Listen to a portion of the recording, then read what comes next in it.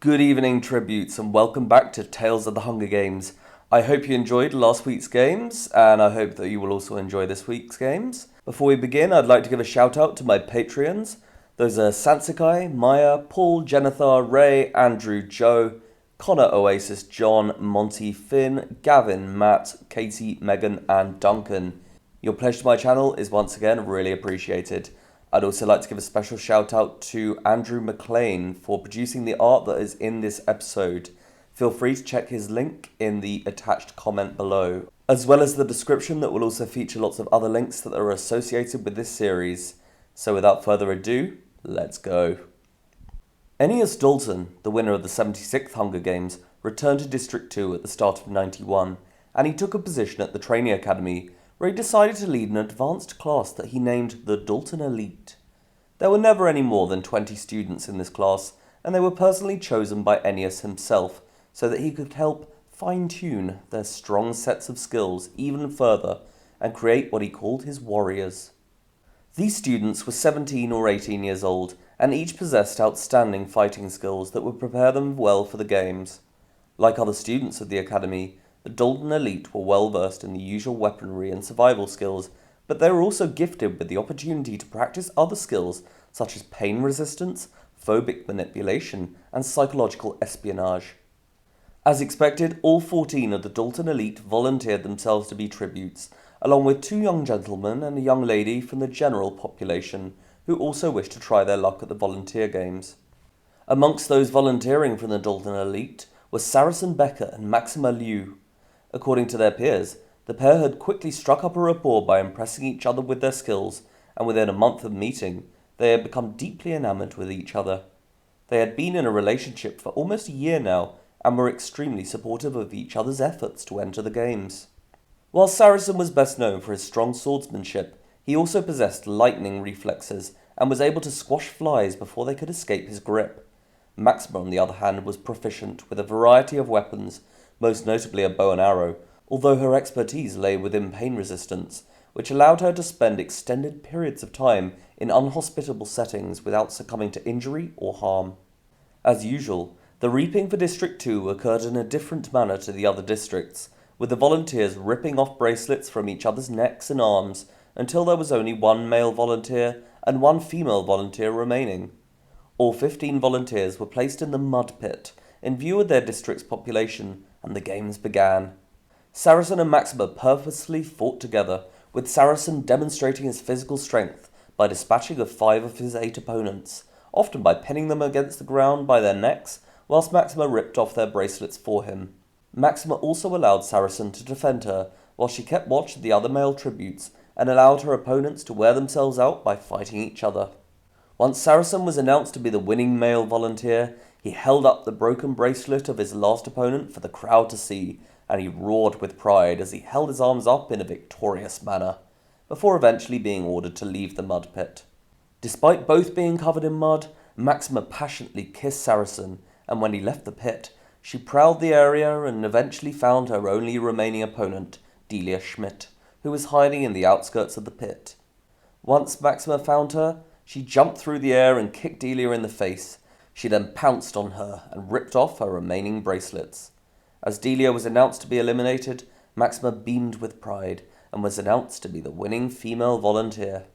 Saracen and Maxima spent the rest of the afternoon being cleaned and groomed for the announcement ceremony. When the couple walked onto the stage, the previous victor, Asha Seatle, was clearly intimidated by what she had seen of them, and when she mumbled into the microphone that they would be representing District 2, Saracen barked at her to speak up. Asha did repeat their names a little louder before scurrying off the stage, and Maxima and Saracen proceeded to engage in an overtly romantic embrace amidst cheers from the crowd. The next day, the couple made the very short train journey to the capital, during which they were briefed by Ennius. He told them that they each had a good chance of winning, as long as they remembered everything that he had taught them. They very quickly watched the highlights of the other districts' reapings, and Saracen laughed out loud on several occasions at the reactions to the reap tributes hearing their names. Maxima asked if Ennius thought that there were any real threats amongst the other tributes, and he shook his head with a grin. However, when they watched the reaping for District 1, Maxima appeared concerned, and she asked Ennius if they should at least be wary of Glint and Miracle, who had produced impressive weaponry displays that saw them each being voted almost unanimously to represent this district. Ennius calmly assured Maxima that neither Glint nor Miracle would have been admitted into the Dalton elite, although he told them to familiarise themselves with this pair anyway, in order to appear like worthy allies. Saracen and Maxima seemed to quickly become accustomed to their accommodation quarters, and that night Ennius introduced them to their stylist, Jurgen Cardew. For the parade the next day, Jurgen stated that he would like to dress the pair in something regal yet fabulous, to which Maxima replied that she did not care, as long as she looked better than the tributes from District 1. On the other hand, Saracen asked if they could dress as traditional peacekeepers, which made Ennius laugh and state that even for District 2, this might be a bit too bold. The next day, Jurgen dressed Maxima and Saracen in white flowing togas, with helms of golden jewels, whilst on their heads they each wore wreaths of golden leaves, that Jurgen informed them could be triggered by a button to emit a further trail of leaves. Indeed, as Saracen and Maxima advanced through the parade, they received a rapturous applause from the crowd, who appeared extremely excited to see this tremendous couple in person, especially after their impressive displays during the volunteer games. To make themselves even more memorable, when they were halfway down the avenue, the couple simultaneously pressed their buttons, which released hundreds of these leaves that proceeded to flow through the air past the other chariots and into the audience.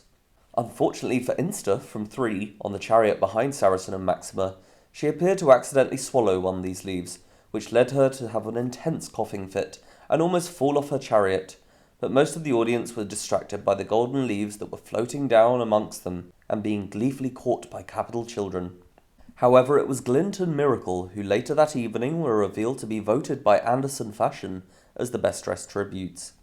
They had worn basic garments that were simply dripping in sapphire and ruby jewels. When Maxima learned of this the next day, it was later learned that she threw a bottle of whiskey at Jurgen for letting them be upstaged by their fellow careers. Luckily for Jurgen, he managed to duck from this projectile, and Ennius quickly slapped Maxima to the floor. Saracen helped her up and reminded her that they could get revenge in the arena. Although Maxima was still bleeding from her nose, she smiled when she remembered this. Over the next 2 days, the training occurred, and Saracen and Maxima spent most of this time working with Glint and Miracle. Saracen seemed to get on rather well with Glint, who also considered himself to be a swordsman, which allowed the gentlemen to enjoy practicing with each other. Meanwhile, the ladies practiced in the archery station. Miracle complimented Maxima on her outfit the day before, although Maxima told Miracle that she preferred what she and Glint had been wearing. When Miracle looked at her target a few seconds later, Saracen, who had been listening to this conversation from the adjacent station, looked over to Maxima and grinned, but Maxima grabbed a knife and pretended to stab into the back of Miracle, who did not seem to notice what Maxima was doing.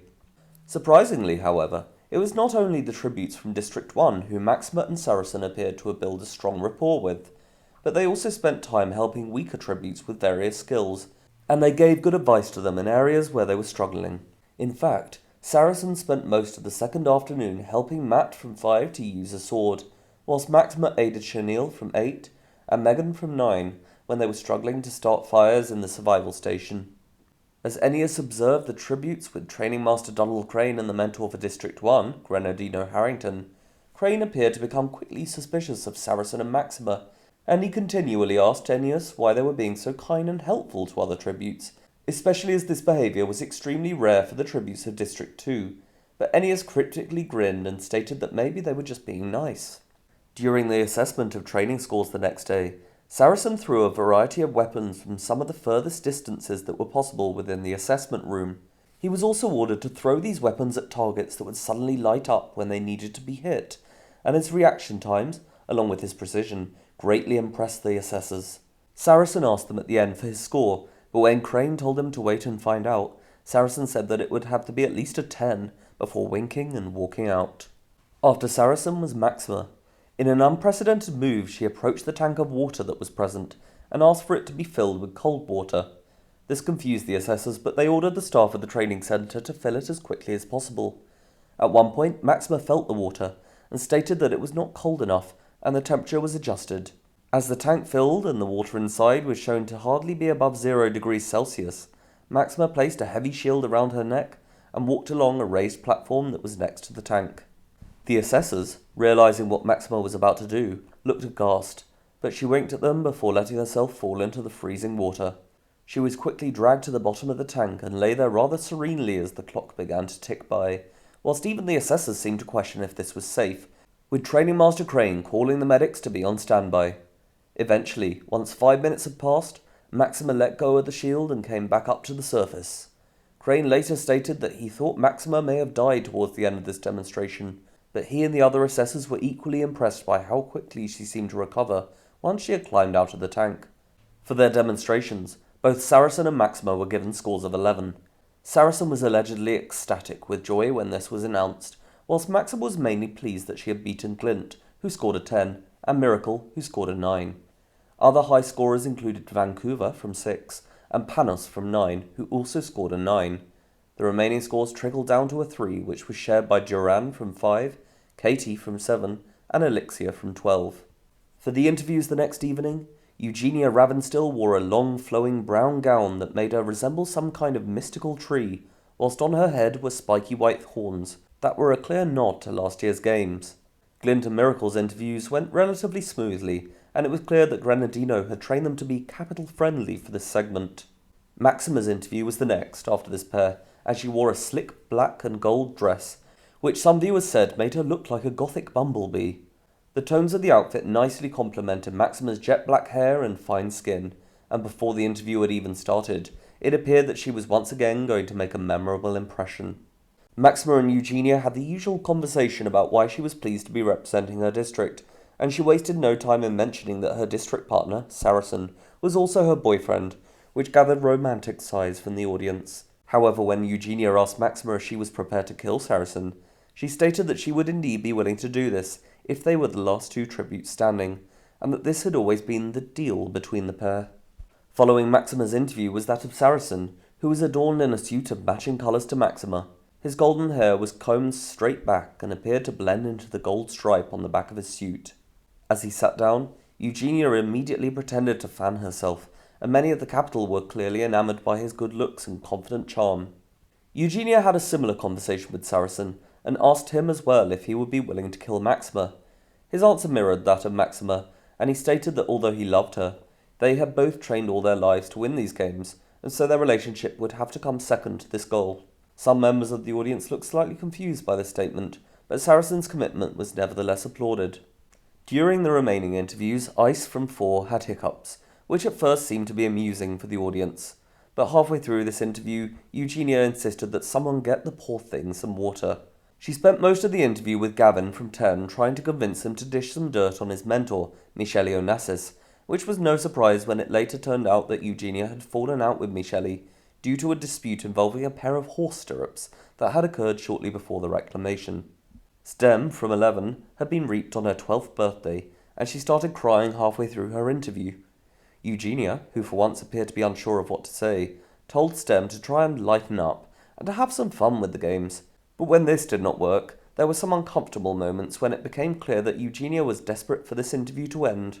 Game Maker Paddock's interview ended the evening, and Eugenia spent the first part asking about the well-being of the cheetahs from last year's games, to which Paddock reassured her that they would soon be arriving at Flickerman Zoo in the capital for all the citizens to see.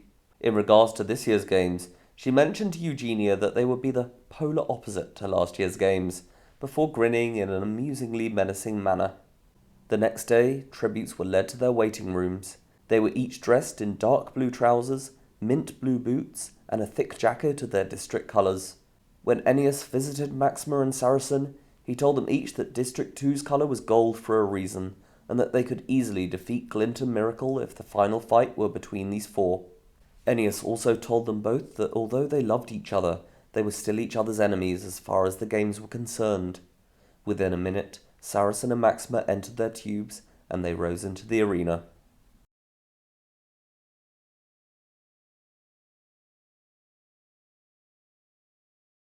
This year's arena was known as the Giant Frozen Lake. The lake formed a perfect circle with a radius of 1,000 meters.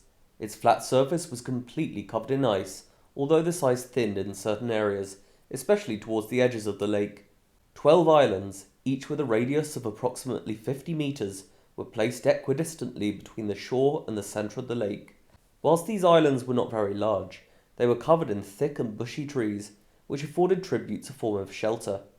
Beyond the lake lay steep wooded hills, which could offer decent views of the arena if tributes climbed them to a high enough altitude. The cornucopia was placed in the exact centre of the lake. Along with the podiums and the surrounding area, this central section of the lake was covered in thick snow, which allowed tributes to run more easily, but on the other hand made it more difficult for them to see the supplies in front of the cornucopia that were covered by the snow. Furthest from the cornucopia lay a few loaves of bread and some small containers of broth, along with several bottles of water, although only the outlines of these objects could be seen beneath the thick snow. Some boxes of matches and sleeping bags were nearer to the cornucopia, with even a small electrical heater in the mouth of this structure, along with a modest quantity of weapons that lay inside. Furthermore, the heater and the weapons were visible, due to them not having been covered by the snow, and this seemed to entice various tributes even further as the countdown neared 0. As tributes' podiums rose into the arena, many of them seemed to sense the cold almost immediately, with Stem from 11 shivering so much that her teeth could be heard chattering as she tried to warm herself up. However, a lot of tributes were quickly distracted from the cold by the apparent lack of supplies, until they looked more closely and appeared to notice the raised mounds of snow that lay above the supplies. Saracen was placed in the centre left of the podiums, and found himself standing between Elixir from 12 and Broider from 8, who he smirked at, although they were both clearly trying to ignore him. Saracen and Maxima both made eye contact and nodded at Glint and Miracle, both from 1, who were both placed between the couple. Maxima's podium was on the far right, between Duran from 5 and Gavin from 10, but unlike Saracen, she completely ignored the tributes who stood next to her. As the countdown swiftly made its way towards 0, it appeared obvious that all 4 career tributes were raring to go. Surprisingly, a total of 7 tributes immediately ran away, possibly due to them not seeing any supplies, which made them think that it would not be worth running to the cornucopia. However, the other 17 tributes ran straight inwards. Most of this number sprinted towards the covered supplies, before uncovering the snow from them and grabbing what they could before sprinting away from the scope of the career's weapons. Yet Saracen, Maxima, Glint, and Diod from 3 ran beyond the nearer supplies and were the first to reach the cornucopia. Maxima quickly grabbed a bow and arrow, whilst Glint grabbed a spear. The boy from 11 sprinted towards Maxima as she readied an arrow, but she saw him approaching and shot him in the brain, which made him fall at her feet. Glint threw his spear at the head of the boy from 7, who was trying to flee with a sleeping bag, but this immediately killed him. Glint proceeded to grab an axe and he chased after Gavin from 10, who was now running away with a loaf of bread. As these killings were occurring, Saracen and Diod simultaneously reached for the heater, which according to Training Master Crane was heavier than it looked. After they both spent a few seconds trying to yank the heater from each other's grip, Saracen jumped forward and kicked Diod in the neck, which knocked him to the ground and allowed Saracen to acquire the heater to himself. As Diod tried to get back up, Saracen laughed at him before smacking the heater down onto his jaw, which knocked several teeth from his mouth, and he collapsed back to the ground. Saracen then grabbed a sword and ran towards the girl from 10, who appeared to be waiting to grab a weapon. Glint ran to help Miracle, who had been attacking other tributes and stopping them from accessing the supplies, but the boy from 12 had just tackled Miracle and was pinning her to the ground by her neck. As Glint approached him with the spear, he got up and ran. Glint then threw his spear at Katie from 7, but it hit her sleeping bag before falling to the ground, which she apparently failed to notice as she fled. Maxima shot an arrow at the head of Insta from 3, who was also about to escape, but she quickly placed her sleeping bag in the way, and this spared her from being shot by Maxima. Once Insta had run through the snow, the careers looked around and realized that most tributes had in fact already fled from the central area, but as they looked at the ice of the lake beyond, they started to focus on the screams of the fleeing tributes, as a fair proportion of them were slipping on the ice, and either causing themselves audible injuries or panicking at their skin becoming stuck to the ice due to its freezing temperature. It took the careers a few moments to realize why the fleeing tributes were having so much trouble escaping, but just as they seemed to have understood the dangers of the ice, Glint shouted at them all to attack. The girl from 4 was the nearest to the cornucopia, and her left hand was stuck to the ice. As she carefully tried to free her hand, Miracle retrieved the spear that had been thrown by Glint. The girl from 4 was then approached by Miracle, and as she screamed, Miracle thrust the spear through her heart and she collapsed, whilst the other careers made their way across the ice. After seeing this death, many of the fleeing tributes desperately tried to hurry even faster from the careers, and Vancouver from 6, who had got her left cheek stuck to the ice, pushed up and forced her head away from the ice, which incidentally ripped off some skin from the left side of her face. However, despite screaming out in pain as she bled, she was able to run further from the careers, and she ultimately escaped.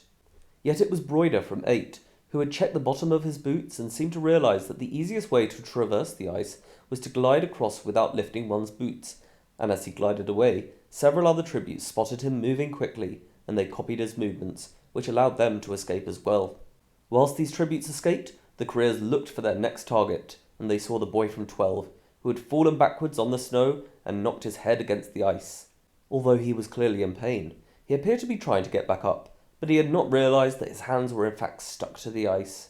The careers soon approached him, and as he was realising what was happening and trying to get back up, Maxima shot him in the head with an arrow, and he fell back down. As the careers made their way back to the cornucopia, 6 cannons sounded. They quickly collected all the remaining items, and then looked for other tributes. But most of those that they could see were already far away, and unbeknownst to them, the others were either hiding on the islands, or they had travelled beyond. The hovercraft came to collect the bodies, and the pack discussed where they should go. Maxima suggested one of the islands that was straight ahead of them, to which they could just about see Tennessee and Vancouver, both from 6, fleeing. However, Miracle argued that Maxima's idea was a bad one, and that they should head to the island to their left, where she had seen Panos from 9 heading, who she claimed was a greater threat. After saying this, Miracle looked straight at Maxima, and said that it clearly made more sense to attack the strongest threat as quickly as they could.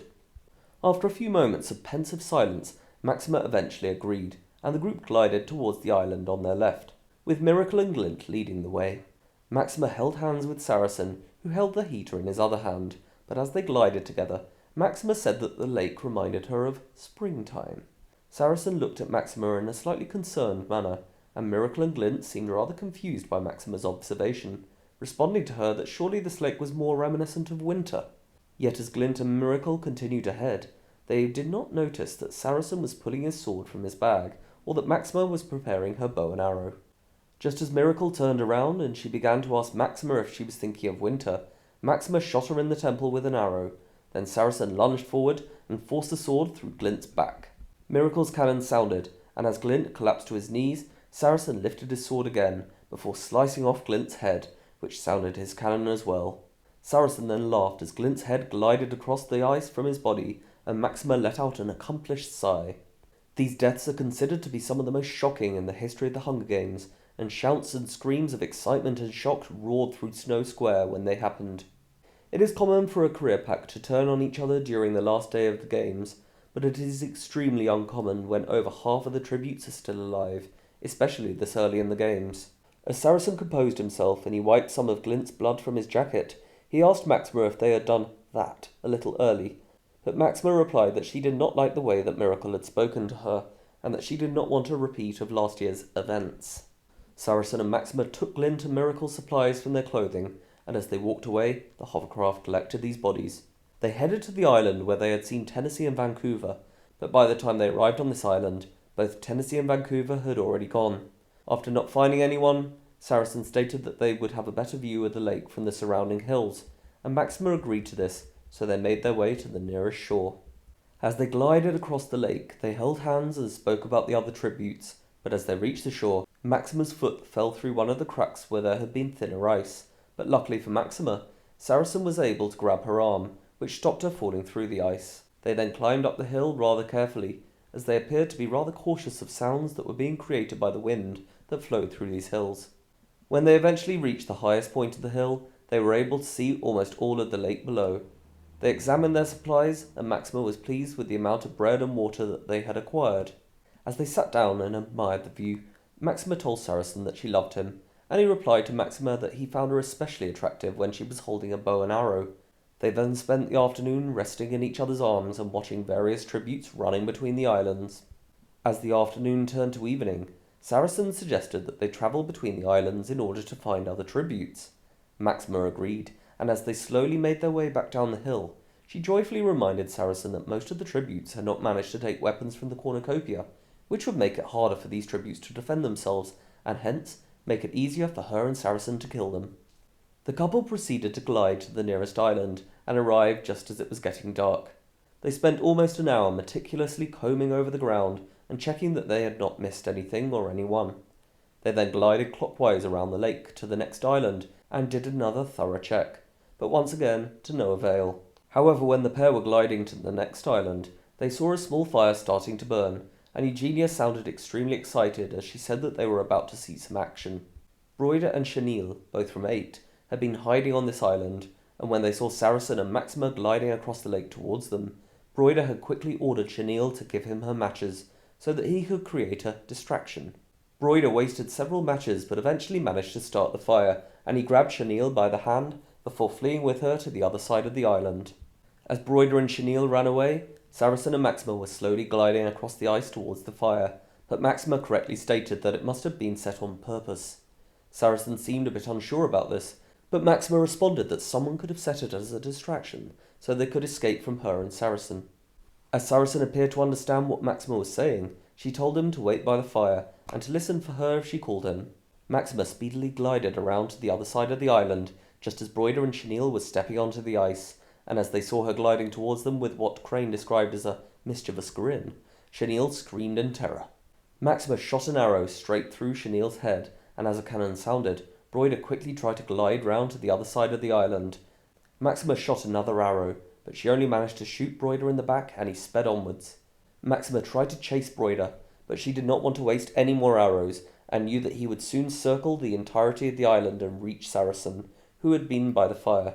Broider continued to glide away from Maxima, and to her dismay, she could not see Saracen as Broider passed the fire. But just as he continued onwards, Saracen suddenly jumped out from the tree line of the island and tackled Broider to the ground. Saracen proceeded to punch Broider's face with such force that the ice below began to crack. He then strangled Broider as Maxima glided closer, with this action being clearly illuminated by the fire. However, in a surprise move, Saracen suddenly got up and backed away from Broider, before telling him to run for his life. Broider, who was struggling to get his breath back, seemed unsure of what he had just been told, but when Saracen then shouted at Broider to run, he stumbled to his feet. Broider started to glide away, but Saracen grinned at Maxima, before grabbing his sword by the blade and throwing it so that it span horizontally through the air towards Broider, which instantly beheaded him, and another cannon sounded. Maxima stared in wonder at Saracen, and she told him in rather crude detail how attractive she found him in that moment. Saracen then stated that he had always wanted to do that, before gliding over to Maxima. As the hovercraft arrived, the couple kissed each other, and after a few minutes of intimacy, they headed back to where the fire was now starting to burn out, before removing their clothes and becoming more intimate. Later that evening, they were very excited to be gifted with a picnic from sponsors, and as they ate together, they decided what they would do the next day. Shortly before midnight, Maxima was about to go to sleep, and Saracen kept watch over her. When the portraits of Glint and Miracle from 1, Dyard from 3, the girl from 4, the boy from 7, Broider and Chenille from 8, the girl from 10, the boy from 11, and the boy from 12 were all shown in the sky. This meant that 10 tributes had been eliminated, which was the highest figure for the first day of any games since before the reclamation. The next morning, as the sun was rising, Maxima was about to wake Saracen, but he was instead woken by a cannon. He got up and kissed Maxima, before asking if she knew whose cannon this was. However, neither of them had any way of knowing that it belonged to Stem from 11, who had passed out from blood loss earlier that night, after having lost skin to the ice when escaping from the careers when the games had begun. Ice from 4 had found Stem shortly after waking up, and he killed her with his knife. Maxima and Saracen quickly prepared themselves to travel between more of the islands, and within minutes of waking, they were gliding clockwise to the next island. Yet as they moved towards this island, Saracen alerted Maxima to the large white animals that were travelling in their direction from the edge of the arena. Maxima said that they needed to hurry, and they glided even quicker across the ice. Just as they reached the next island, they looked at the animals, which had almost reached the islands, and Saracen recognized these animals to be polar bears. The couple prepared their weapons as they ran towards the centre of their island, whilst the bears roared out at the tributes that they could see, including Maxima and Saracen. Yet almost all tributes appeared to realize that the polar bears were not entering the islands, and so they would be safe if they remained there. Yet the largest group of tributes, that consisted of Insta from 3, Matt and Duran, both from 5, Vancouver from 6, and Elixir from 12, had been gliding in between islands when the polar bears started to approach. They had taken a while to notice these bears, and only started moving when it was too late. Although Insta and Vancouver safely reached the nearest island, Matt had to stab one of the bears with his sword in order to save himself and Duran. whilst Elixir was not so fortunate, and was continuously bitten by a celebration of polar bears, until she died a few minutes later. Shortly after Elixir's cannon sounded, Game Maker Paddock allegedly realised that these bears were slightly quicker than she had anticipated, and so she reprogrammed them to return to the cornucopia, where they feasted on a supply of salmon that was dropped by a hovercraft. After realising that it was relatively safe to continue moving around the arena, Maxima and Saracen continued clockwise between the islands for the next few hours, but they failed to find any other tributes. On one occasion, Maxima trod on the finger of Tennessee, who had camouflaged himself into a hill of moss on one of the islands, but he managed to restrain his shouts of pain and was not discovered by the couple. During this episode, Snow Square became deadly silent, and Eugenia breathed in, stating that even she felt scared whenever these sorts of close calls occurred. However, when Maxima and Saracen reached their fourth island of the day, they did not realise that the other large group was watching them from the next island, where Insta had hatched a plan for them to capture Saracen's heater and set it to explode when either he or Maxima switched it on. They planned for Vancouver to run to the mountains, which they hoped would make at least one of the couple chase after her, and this would make it easier for the rest of the group to attack either of the couple who remained on the island, and then Insta would modify the heater whilst Matt and Duran defended her. As agreed, Vancouver started to glide towards the mountains, and Maxima spotted her shortly after. She then told Saracen to chase Vancouver while she guarded their supplies. As Saracen was about to leave, Maxima reminded him once again that this could be a trap. He told Maxima that he loved her, before gliding towards Vancouver. Being much taller than her, Saracen quickly caught up with her. Meanwhile, the rest of the group quickly made their way across the ice towards the island where Maxima was resting. At first, Maxima did not hear them, but when Duran's foot snapped on a nearby branch, she turned around and saw the group approaching from the outer part of the island. Matt threw a knife at Maxima, but she ducked and then readied her bow and arrow.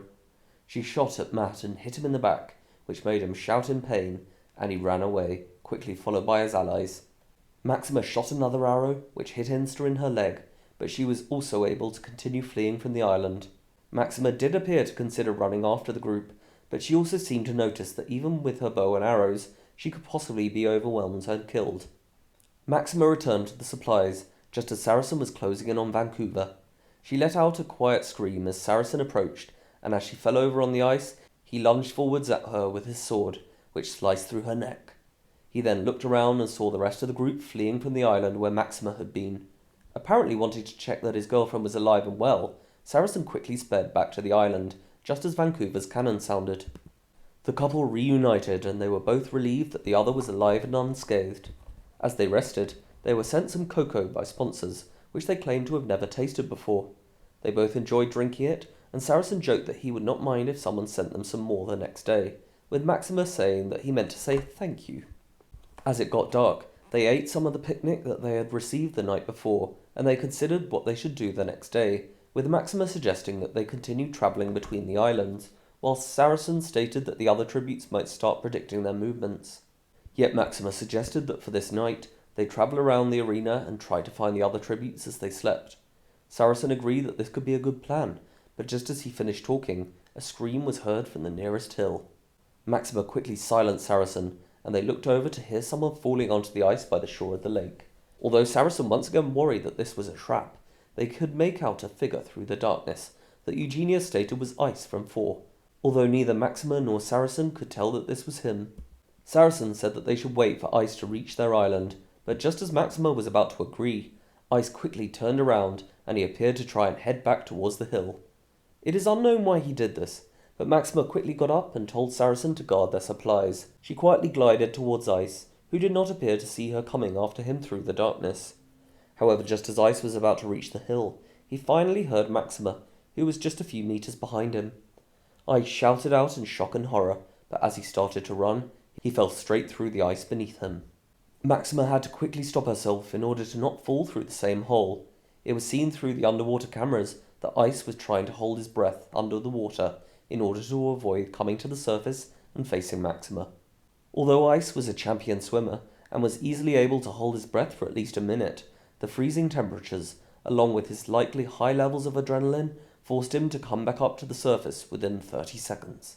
Ice tried to come up very briefly before descending again, but Maxima already had her bow and arrow at the ready, and as soon as Ice's face appeared above the surface of the water, she shot her arrow and it hit him straight in the eye. Ice then floated on the surface, and as Maxima started to make her way back to Saracen, his cannon sounded.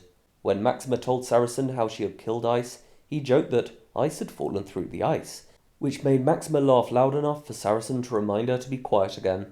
They once again lay together within the trees of this island, whilst the portraits of Ice from 4, Vancouver from 6, Stem from 11, and Elixir from 12 were shown in the sky, which left 10 tributes alive.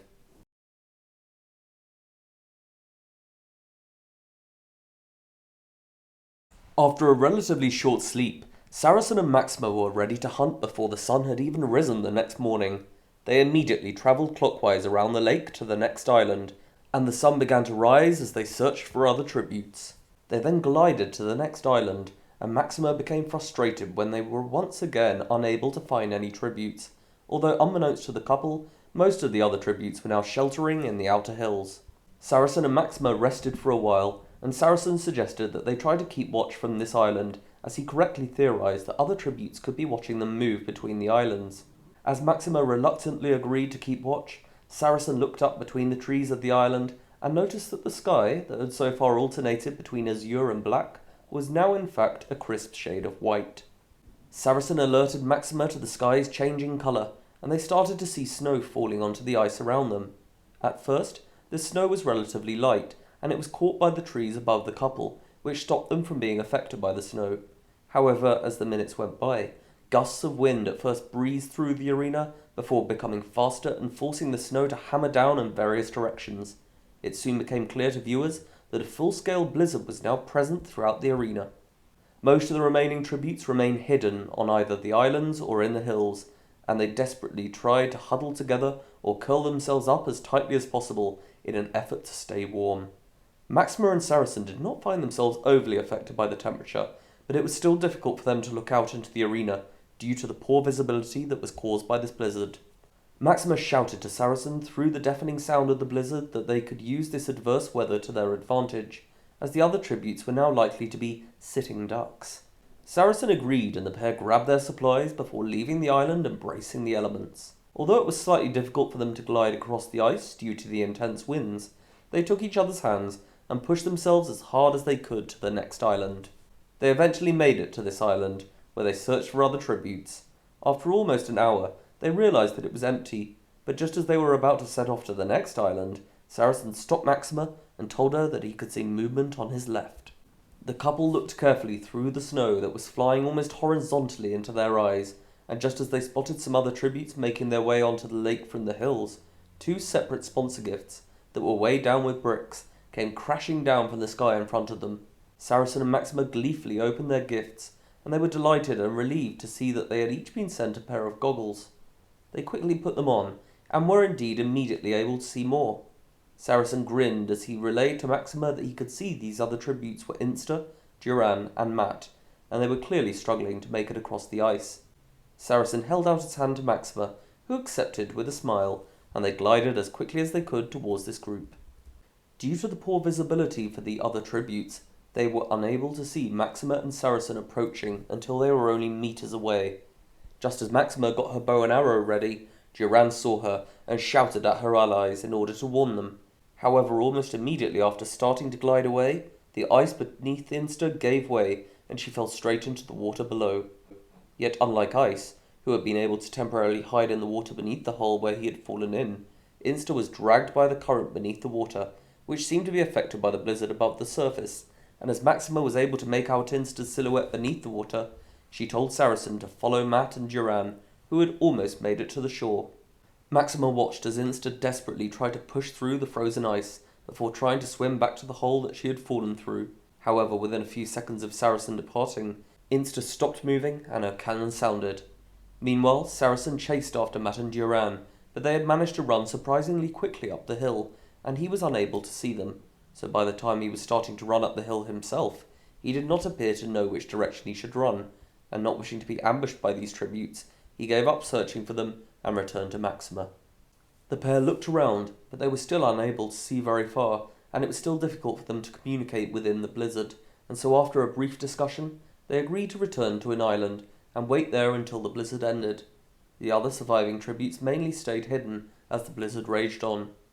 As the darkness of night was setting in, the blizzard eased, and as Maxima and Saracen drank some of their cocoa, another cannon sounded, which was revealed to viewers to be Tennessee from 6, who appeared to be suffering from acute hypothermia that had been brought on by the blizzard. Crane commented that many tributes forgot how the cold could kill them as easily as a knife, but they could often forget this. That night, the portraits of Insta from 3 and Tennessee from 6 were shown in the sky, which left just 8 tributes remaining. Whilst Saracen was relieving himself the next morning, he failed to spot a polar bear that was nearing their island, and when it roared out, Maxima was quickly awoken. Many tributes seemed annoyed that although the blizzard had ended, the polar bears were back within the outskirts of the arena, and making it difficult for them to travel between the islands, which led to most of them staying where they were, even though most of them were now rather malnourished and desperate for something to eat. Saracen suggested that they kill this nearest polar bear, so that they could skin it and use its fur for extra warmth.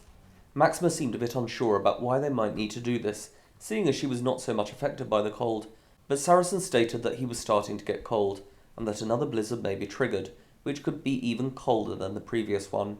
Maxima told Saracen that he should toughen himself up, and the pair argued for a while, but Saracen stated that he had seen a previous games where the victor had taken the fur of a polar bear and made a blanket for himself, which could even be used to camouflage themselves against other tributes. After listening to Saracen's point about camouflage, Maxima eventually agreed, and she shot the nearest polar bear in the head with an arrow, before Saracen glided over and stabbed it in the head, to make sure that it was dead. The couple then pulled the bear along the ice as quickly as they could towards the edge of the island, although due to its heavy weight, this took a while. However, when they finally managed to bring the bear's body close enough, Saracen cut through its fur, and eventually had a blanket of this warm material that was large enough to cover both him and Maxima. They took the fur blanket onto their island, and as it was nicely camouflaged within the snow that surrounded them, they lay beneath it for a while. Although it was soaked in blood, Maxima did not appear to mind, and she said to Saracen that she was sorry for arguing with him earlier. He forgave her, and the pair embraced as they lay beneath the fur. Yet whilst Maxima seemed like she was about to fall asleep again, the couple began to hear a shrill clicking coming from the hills at the edge of the arena. Saracen looked out from the blanket, and he told Maxima, who seemed to be sleeping, that there were birds in the distance. These were in fact bats that had been released into the arena, which Eugenia described as being rather adorable up close. Maxima looked out from beneath the blanket, and they noticed that these bats were beginning to fly inwards towards their island. Maxima therefore suggested remaining underneath this blanket, which she hoped would stop them from being attacked by the bats. Saracen agreed and pulled the cover over them both, but almost as soon as they were once again covered, a cannon boomed out. They quickly uncovered themselves again and looked out, but they could not see the hovercraft that would have been visible behind the line of trees that lay to their left, and as the bats' clicking intensified, they covered themselves once more. It was revealed that this cannon belonged to Katie from 7, when she was running from the bats, before arriving on the island that was being used by Panos and Megan, both from 9, who subsequently attacked and killed Katie. Almost an hour went past as the bats amassed into one large colony and chased after Panos and Megan, then Gavin from 10, then Duran and Matt. But when this final pair were being chased, Duran, who had been tracking Tribute's locations within the arena, became confused and desperate, and so she shouted at Matt that they simply needed to get to the nearest island as quickly as possible. But little did they realize that this island was where Maxima and Saracen were resting. As Duran and Matt sprinted onto the island, the bats began to leave the arena. They discussed where the other tributes were, and Duran tried to find her bearings once more.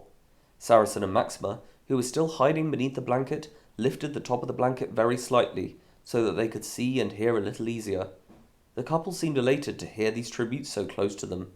They rested for a little longer, and Maxima was seen to be grinning, but when Saracen whispered that he could hear the girl discussing their location, he said that they should act soon. He and Maxima therefore snuck up from underneath the blanket, and they very quietly picked up their weapons and started walking towards the edge of the island, where Matt and Duran were sat. When Saracen and Maxima were just a few meters away, Duran suddenly twisted around and screamed as she saw them approach.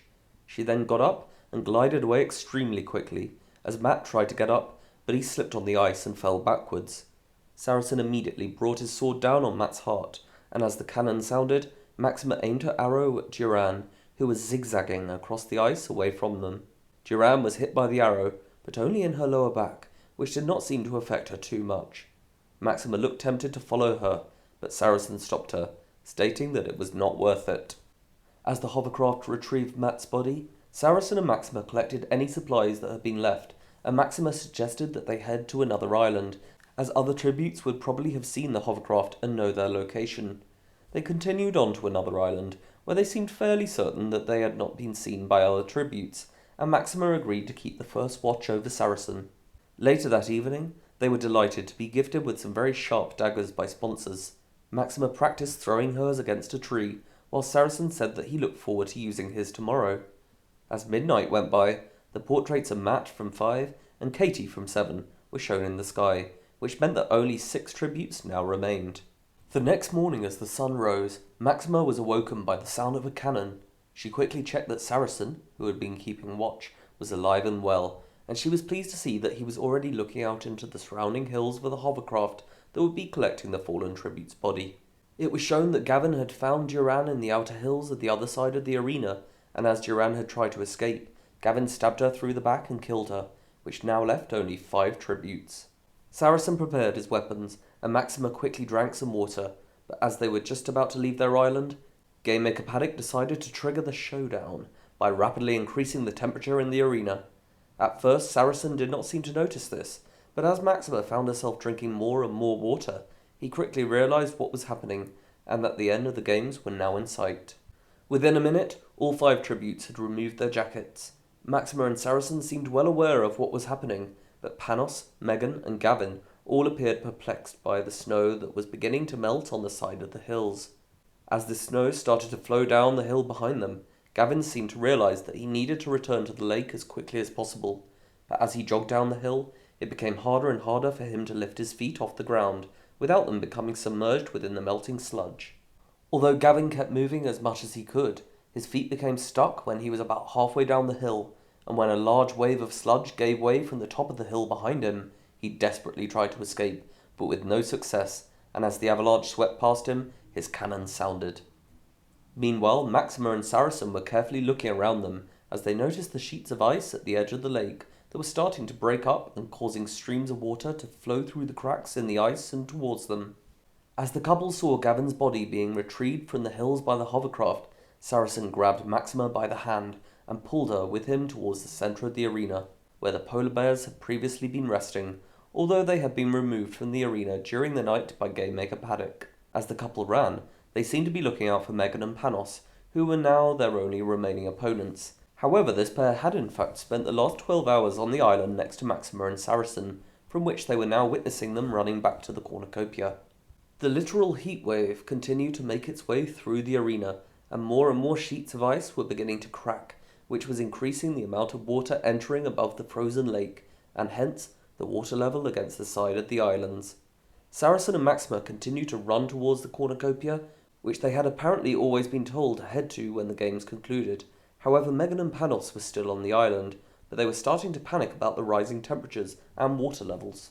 The ice was beginning to crack all around their island, and when Megan started to have trouble breathing due to the intense heat, Panos shouted that they needed to move as quickly as possible from the island in order to avoid being roasted. Megan objected and shouted that she could see the psychos in the distance, but Panos grabbed Megan by the hand, and without consulting her any further, he pulled her off the side of the island with him, onto a sheet of ice that was now wobbling over the surface of the rising water. Megan screamed as Panos jumped to the next sheet of ice, which was still breaking all around them, and Saracen and Maxima, who had just reached the cornucopia, turned around when they heard this scream. They quickly discarded all their supplies except for their weapons, and as Saracen practiced swiping around the air with his sword, Maxima looked at him longingly. When he asked Maxima if she was feeling all right, she reached forward and kissed him. As they passionately embraced, Maxima pulled her dagger from the back pocket of her trousers. Excited shouts were heard throughout Snow Square, but as the couple continued to kiss, Maxima simply moved her dagger to her front pocket. Meanwhile, Megan appeared to be panicking, as the piece of ice that she was stood upon was now melting away at a rapid speed, and Panos was desperately trying to convince her to jump to the larger piece of ice that he was standing on. Eventually, after a few more frenzied screams, Megan did jump, and Panos tried to grab onto her hand, but she did not quite jump far enough, and instead of landing on her feet, Megan hit her head on the jagged side of the ice sheet and fell into the water. Panos shouted and tried to grab Megan from the water, but when he noticed that her head was bleeding and that she was no longer conscious, he breathed out in despair, and with a tear in his eye, he turned around to see that Maxima was waving, as she and Saracen were walking towards him with their weapons at the ready. Eugenia commented that this is the best bit every year, except for the interviews, of course. Megan's cannon sounded, and although it was clear that Panos was rather understandably quite scared of this final fight, he ran forward across the sheets of ice that were still breaking up, and within a minute he was within 100 meters of the couple, upon an area of more solid ice that was closer to the cornucopia. Saracen comically greeted Panos and said that it was a pleasure to see him again, whilst Maxima readied an arrow, before shooting it directly at Panos. Although Panos appeared to be thinking of a witty response to Saracen's taunt, he quickly threw himself to the ground and away from Maxima's arrow. As he hit the floor, Maxima let out an overly dramatic cackle, while she and Saracen continued to near Panos, who was holding his only knife at the ready and watching the pair very closely as he got back up. Saracen and Maxima then stopped, just 10 or so meters from Panos.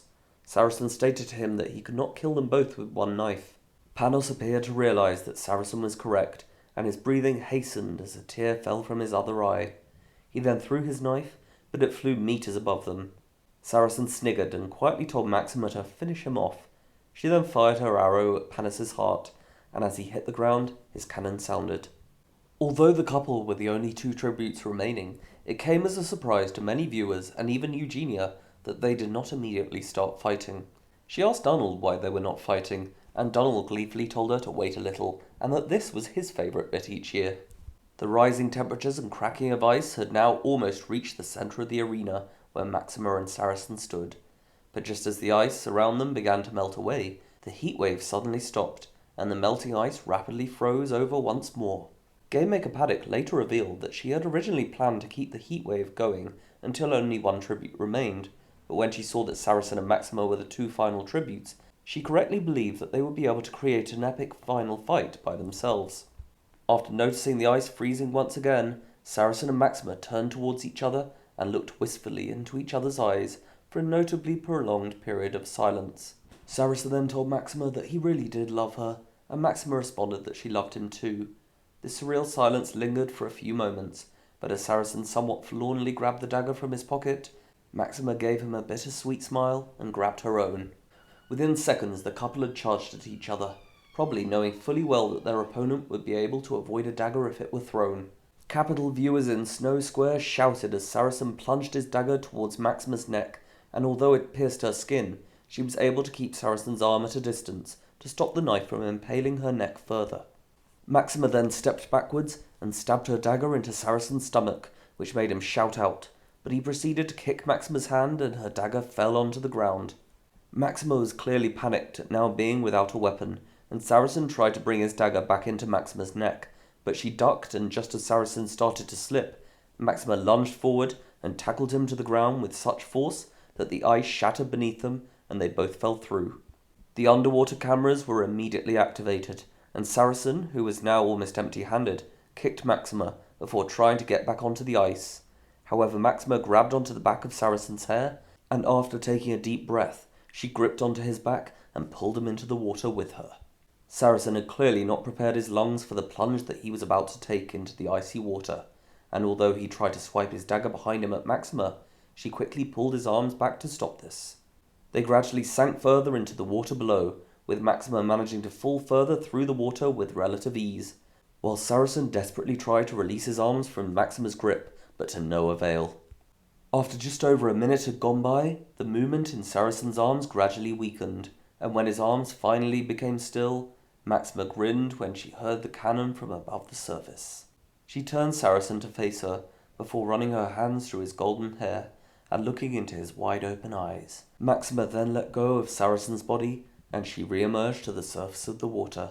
She appeared surprised to see that several of the hovercraft crew had descended onto the ice, as Gamemaker Paddock voiced her concerns that Maxima may have also drowned along with Saracen. As one of the crew helped Maxima up from the water, Eugenia announced that Maxima Liu from District 2 was the victor of the 79th Hunger Games. The crew then escorted her onto the hovercraft, and she was flown back to the capital.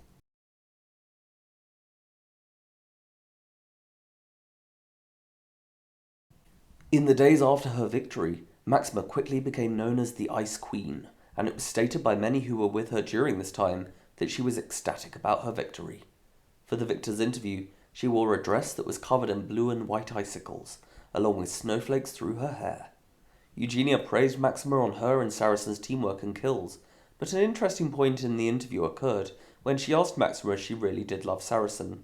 However, Maxima looked at her in a rather confused manner, and stated that she did of course love him, but she did enjoy being a victor even more, which gained applause from the audience. In the following years, Maxima moved to the capital, where she proved to be extremely popular with a variety of wealthy citizens, and she was often showered with expensive gifts in exchange for her attendance at parties. Along with Ennius Dalton, Maxima worked as a mentor for the tributes of District 2, and she occasionally worked with the Dalton elite as well. However, after the founding of District 14, Maxima moved there as a representative of the capital, and she became a mentor for its tributes in future games.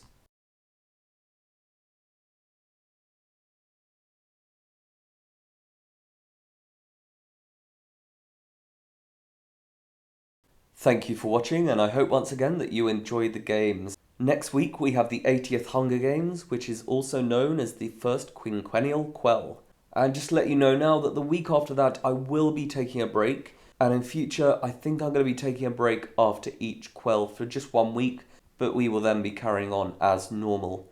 I'd like to thank Andrew McLean once again for all the art that he's created for this episode and all the others since the Reclamation. It's been very appreciated.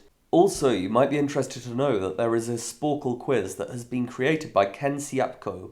I have included the link provided in the pinned comment and the description, so if you think you can name every single victor of Tales of the Hunger Games, have a go.